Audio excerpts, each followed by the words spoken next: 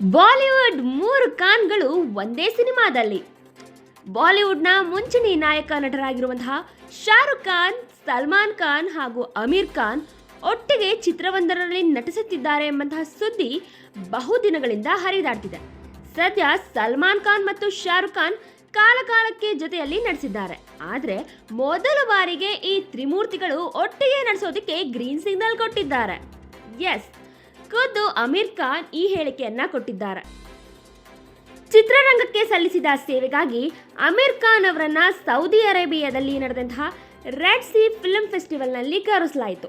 ಇದೇ ಸಮಯದಲ್ಲಿ ನಡೆದಂತಹ ಸಂವಾದದಲ್ಲಿ ಅಮೀರ್ ಖಾನ್ಗೆ ನೀವು ಖಾನ್ ಜೊತೆಯಲ್ಲಿ ಚಿತ್ರ ಮಾಡೋದು ಯಾವಾಗ ಎನ್ನುವಂತಹ ಪ್ರಶ್ನೆ ಎದುರಾಗಿದೆ. ಇದಕ್ಕೆ ಉತ್ತರ ನೀಡಿದ ಅಮೀರ್ ಖಾನ್ ಈ ಕಾಲ ಸದ್ಯದಲ್ಲೇ ಕೂಡಿ ಬರಲಿದೆ ಎಂದು ಸ್ಪಷ್ಟಪಡಿಸಿದ್ದಾರೆ.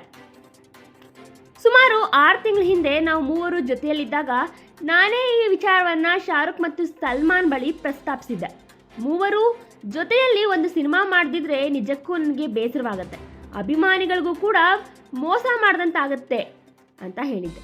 ನನ್ನ ಈ ಮಾತುಗಳಿಗೆ ಶಾರುಖ್ ಖಾನ್ ಮತ್ತು ಸಲ್ಮಾನ್ ಖಾನ್ ಕೂಡ ಸಮ್ಮತಿಯನ್ನ ಸೂಚಿಸಿದ್ರು.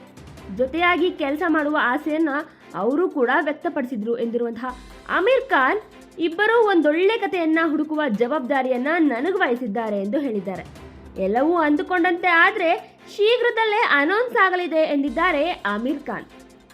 ಒಟ್ಟಾರೆ ಈ ಮಾತು ಕೇಳಿದಂತಹ ಬಾಲಿವುಡ್ ಖಾನ್ ಫ್ಯಾನ್ಸ್ ಖುಷಿಯಲ್ಲಿ ತೇಲಾಡ್ತಿದ್ದಾರೆ.